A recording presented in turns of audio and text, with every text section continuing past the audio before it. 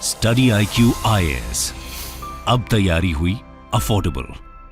नमस्कार दोस्तों, जब भी हम मुंबई के बारे में सुनते हैं, उसके बारे में पढ़ते हैं, तो कई सारी चीज़ें सामने आती हैं। एक तो हो गया बॉलीवुड, दूसरा हम जानते हैं इसको फाइनेंशियल कैपिटल के हिसाब से बहुत सारा बिजनेस मुंबई के अंदर होता है। लेकिन इसके साथ साथ जो एक दूसरा पहलू है वो है स्लम।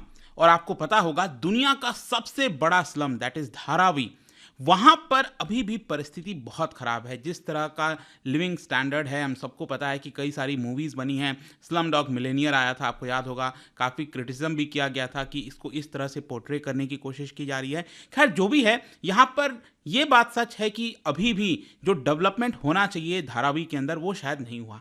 और इसी को देखते हुए आप यहाँ पर खबर देख सकते हो कि रीडेवलपमेंट प्रोजेक्ट यहाँ पर फाइनली इसका अप्रूवल दे दिया गया है। और ये जो कॉन्ट्रैक्ट है वो जीता है अडानी प्रॉपर्टीज ने। जी हाँ, अडानी ग्रुप ने ही जीता है। करीब 5,000 करोड़ से भी ज्यादा का इन्होंने बिड लगाया था। And let me tell you, 20 साल से अटका हुआ है ये पूरा प्रोजेक्ट। लेकिन लेट्स सी यहाँ पर किस तरह से ये चीजें होंगी, और इसी के बारे में हम डिटेल से जानेंगे। अच्छे से मैं आपको बताऊंगा क्या क्या होने वाला है, क्यों अटका हुआ था, काफी कुछ जानने को है। चलिए आगे बढ़ते हैं, लेकिन उसके पहले ध्यान रखिएगा, आज 30 नवंबर से ही हमारा जो यूपीएससी का बैच है वो स्टार्ट हो चुका है। अगर आपके पास यहां पर मौका है एनरोल कराने का, तो आप डेफिनेटली हमारे वेबसाइट और ऐप पर जाइए और कोड इस्तेमाल करिए अंकित लाइव, ताकि इस कोर्स के अंदर आप बेस्ट एजुकेटर से पढ़ पाएं। इसके अंदर मैं आपको बता दूं कि लाइव क्लासेस दिए जाते हैं, मेंटरशिप मिलता है, हैंड रिटन नोट्स हो गया, आंसर राइटिंग प्रैक्टिस आपके मेंस एग्जाम के लिए। और सिर्फ आज के लिए ऑफर बचा है 17,500 में। कल से प्राइसेस इसके बढ़ जाएंगे, तो आखिरी मौका है आपके पास। इसके अलावा और भी अगर आपको एमसीक्यूज अटेम्प्ट करना है तो मेरे इंस्टा पेज पर जाइए, वहां पर स्टोरीज में जितने भी एमसीक्यूज हैं उसको आप अटेम्प्ट कर पाएंगे। तो चलिए सबसे पहले देखते हैं एग्जैक्टली हुआ क्या है, खबर क्या आई है। इसका जो पूरा इतिहास रहा है रीडेवलपमेंट का वो मैं आपको आगे बताऊंगा, लेकिन मैं आपको बता दूं कि सरकार के द्वारा टेंडर लाया गया था, ठीक है। और ऑब्वियस सी बात है, जो सबसे ज्यादा बोली लगाएगा इसके लिए उसको ये कॉन्ट्रैक्ट दिया जाता, ठीक है। तो सरकार ने मिनिमम इन्वेस्टमेंट, मतलब कि धारावी जो मुंबई के अंदर, एक तो आप मैप देख सकते हो, ये पूरा मुंबई का नक्शा आप देख पाओगे, और उसके मिडिल ऑफ दी, मतलब हार्ट में आप कह सकते हो, यहां पर बसा हुआ है धारावी। काफी बड़ा एरिया है, स्लम्स है यहां पर, चौल जिसको कहा जाता है। तो यहां पर क्या है कि सरकार ने कहा कि एटलीस्ट मिनिमम 1600 करोड़ का इन्वेस्टमेंट होना चाहिए। तो इसको लेकर दो प्लेयर्स के बीच में यहां पर फाइट चल रही थी। एक था डीएलएफ ग्रुप और दूसरा है अडानी ग्रुप। अडानी ग्रुप ने यहां पर जो कोटेशन दिया, जो बोली लगाई, वो था 5,000 करोड़ से भी ज्यादा का, और डीएलएफ ने लगाया 2025 करोड़ का। और इसीलिए जो पूरा कॉन्ट्रैक्ट है वो अडानी ग्रुप को चला गया है। और मेन मकसद यही है कि जो पूरा स्लम एरिया है धारावी का, उसका नक्शा बदल दिया जाए, उसको रीडेवलप किया जाए, ताकि वहां पर बेटर फैसिलिटीज हों। वैसे मैं आपको बता दूं कि इसको लेकर एक और बिडिंग की गई थी 2019 में, तो वहां पर अडानी ग्रुप लूज कर गया था। उसके बारे में मैं आपको आगे बताऊंगा। लेकिन धारावी रीडेवलपमेंट प्रोजेक्ट जो है वो पिछले 20 साल से अटका हुआ है। विश्व का लार्जेस्ट स्लम एरिया है। देखो, लार्जेस्ट स्लम एरिया है, लेकिन आप कह सकते हैं कि रियल इस्टेट का जो प्राइसेस है ना, वो गोल्ड है, एक प्रकार से सोने जैसा है उसका प्राइसेस। मुंबई ऑलरेडी बहुत ज्यादा महंगा है, और मुंबई के अगर आप सेंटर में हो तो आप समझ सकते हो छोटे छोटे लैंड की इतनी ज्यादा कीमत होती है। और इसके लिए भी फाइट चलती रहती है कि वो जमीन किसको मिलेगा, कहां जाएगा। तो ये एक बहुत बड़ा मुद्दा है। तो यहां पर सबसे पहला चीज है कि ये जो रीडेवलपमेंट प्रोजेक्ट हो रहा है उसके अंदर क्या चीजें की जाएंगी। यहां पर मैं आपको एक और इंटरेस्टिंग चीज बताता हूं। धारावी के जस्ट सटा हुआ यहां पर ये ग्रीन कलर का आप देख रहे हो ना, ये है Bandra Kurla complex. Bandra Kurla complex basically business hub है। पूरे देश के अंदर सबसे ज्यादा जो रेंट है वो आपको यहीं पर देखने को मिलेगा। सोच के देखिए, उसके जस्ट बगल में पूरा धारावी का जो एरिया है वो देखने को मिलता है। मतलब कितना ज्यादा वैल्यू होगा। ये लगभग फैला हुआ है 2.8 स्क्वायर किलोमीटर में, और यहां पर बहुत सारे लेदर वर्कर्स, पॉटरी इंडस्ट्री फैली हुई है। 1 लाख से ज्यादा लोग एम्प्लॉयड हैं इसके अंदर।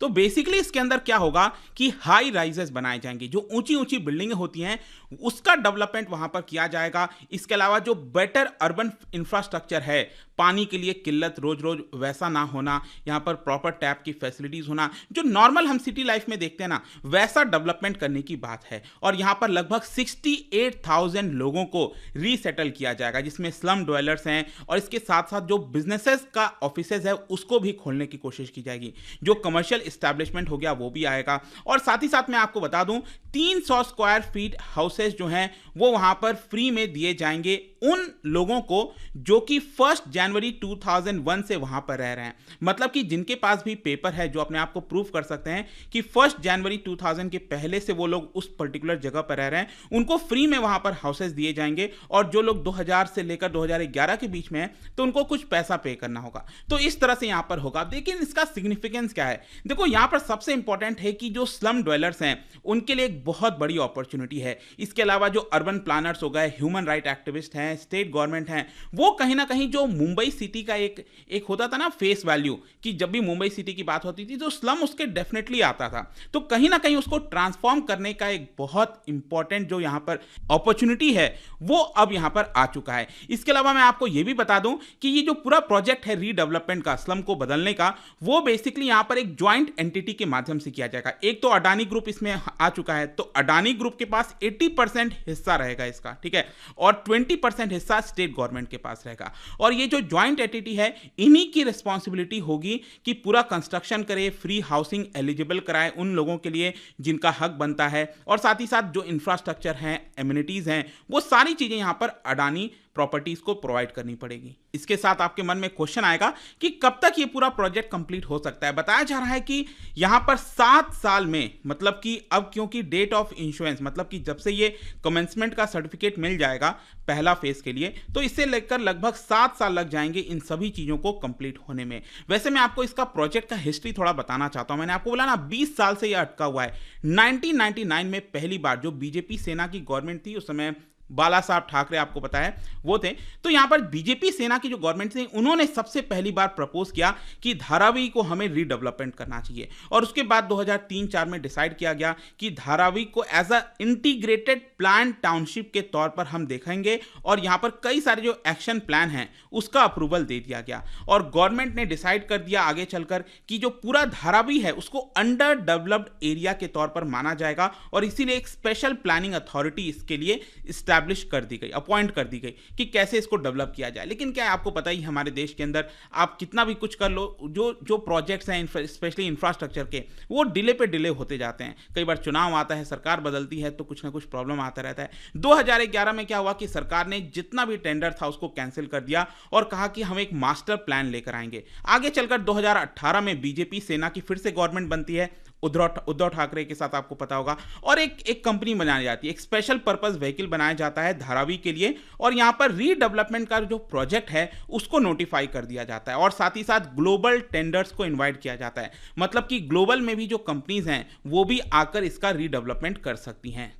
और यही हुआ 2019 में। बेसिकली क्या हुआ था, उस समय जो टेंडर है वो एक दुबई की कंपनी ने जीता था, सेक्लिंग टेक्नोलॉजीज कॉर्पोरेशन लिमिटेड ने, और अडानी जो है उस समय वो हार गया था। लेकिन क्या हुआ, आगे चलकर ये जो टेंडर है वो आगे नहीं बढ़ पाया, दुबई को नहीं दिया जा सका, क्योंकि आगे चलकर यह डिसाइड किया गया कि जो रेलवे का लैंड है, क्योंकि वहां से रेलवे का भी हिस्सा है, काफी सारा रेलवे गुजरती है, तो रेलवे के लैंड को भी इसके अंदर शामिल किया जाएगा। तो क्योंकि जो प्रोजेक्ट है, जो पूरा एरिया है वो और ज्यादा बड़ा हो गया, तो यह बोला गया कि हम एक फ्रेश टेंडर लेकर आएंगे। 2020 में आपको याद होगा महाराष्ट्र में सरकार चेंज हो जाती है, और जो महाविकास आघाड़ी है, मतलब कि जो कांग्रेस है, शिवसेना है और जो एनसीपी है, वो लोग मिलकर सरकार बनाते हैं। तो उन्होंने क्या किया, जितना भी पहले का टेंडर था उन सबको यहां पर कैंसिल कर दिया और कहा कि हम एक नया यहां पर टेंडर लेकर आएंगे। लेकिन क्या होता है कि क्योंकि जो रेलवे का है, अब रेलवे तो आपको पता है कि सेंट्रल गवर्नमेंट में आती है, तो उद्धव ठाकरे जो सीएम थे उन्होंने कहा कि सेंट्रल गवर्नमेंट रेलवे जो है वो लैंड हमें दे नहीं रही है, उसको देने में डिले किया जा रहा है, और इसी की वजह से वो जो सरकार थी, पिछली सरकार, वो टेंडर नहीं निकाल पाई। लेकिन अब एकनाथ शिंदे, आपको पता है, वो चीफ मिनिस्टर बन गए, और ऑब्वियसली बात है बीजेपी भी वहां पर है, सेंट्रल गवर्नमेंट में है। तो यहां पर बोला जा रहा है कि क्योंकि बीजेपी की तरफ से, सेंट्रल गवर्नमेंट की तरफ से जो रेलवे का लैंड वाला मुद्दा था वो दे दिया गया, और इसी की वजह से नया टेंडर इश्यू किया गया, और इस टेंडर में अडानी जो है वो जीत चुका है बिड को। एंड लेट्स सी आगे चलकर कितना यहां पर काम कर पाता है अडानी। लेकिन एक बहुत ही इंपॉर्टेंट एस्पेक्ट है अर्बन डेवलपमेंट के पर्सपेक्टिव से, काफी सारी केस स्टडीज होंगी इसको लेकर कि किस तरह से चेंज होता है धारावी, एक बहुत बड़ा पहलू है। लेट्स सी, आई होप कि इस वीडियो से आपको सब कुछ जानने को मिल गया होगा। जाने से पहले एक इंटरेस्टिंग क्वेश्चन, क्योंकि हम मुंबई की बात कर रहे हैं, क्या बता सकते हो कि from which goddess the name Mumbai come from, जो नाम है मुंबई का वो कौन से गॉडेस से आता है? इसका राइट आंसर आप सबको पता है, मेरे इंस्टाग्राम पर तो मिलेगा ही। वहां पर अगर आप नहीं है कोई बात नहीं, टेलीग्राम से भी ले सकते हैं इसका सही उत्तर। मैं कई सारे जो एमसीक्यूज हैं वो यहाँ पर स्टोरीज में डालता रहता हूँ। बाकी अगर आपको पीडीएफ चाहिए तो टेलीग्राम पर आइए, अलग अलग सोशल मीडिया पर आप जुड़ पाओगे। और जैसा मैंने बताया, यूपीएससी की तैयारी कर सकते हैं by using the code Ankit live, ताकि आपको मैक्सिमम डिस्काउंट मिले। और सिर्फ 17,500 में आज के लिए ये वैलिड है, आप यूज कर सकते हैं। And take this course as soon as possible. I hope कि वीडियो आपको पसंद आया होगा। मिलता हूं आपसे next time. Till then, thank you very much, see you soon. Study IQ IAS, अब तैयारी हुई अफोर्डेबल।